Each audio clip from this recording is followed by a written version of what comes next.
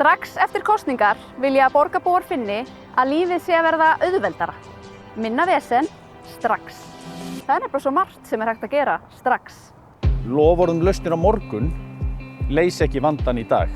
Borgin á ekki að ala okkur upp. Borgin á að þjónusta okkur og hún á að leyfa okkur að lifa því lífi sem við viljum. Nú er kominn tími á meirihluta sem að hlustar á borgarbúa. Ég hef sjálf lært að við lifum ekki öll framtíðina. Lífið er núna. Lausn í fjarlægri framtíð er alls engin lausn. Þess vegna ætlum við að byrja strax.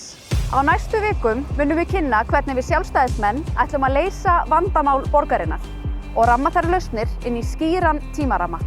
Kjósendur eiga nefnilega skilið að vita nákvæmlega að hverju þeir ganga. Fyrsta loforðið er: við lofum engu sem við getum ekki staðið við. Engu.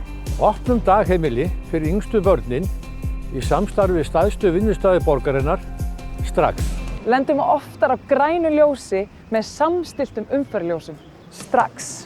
Hættum gæluverkefnum og fækkum millistjórnendum strax. Færum Miklubrautargöng framar í röðina svo framkvæmdir hefjist strax á þessu kjörtímabili.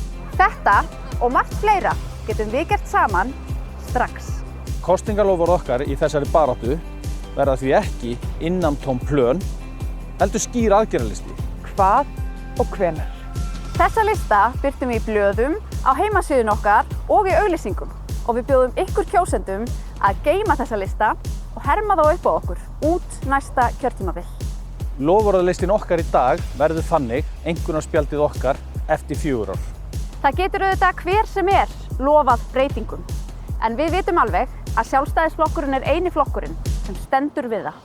Við erum klár í baráttuna og hún hefst strax.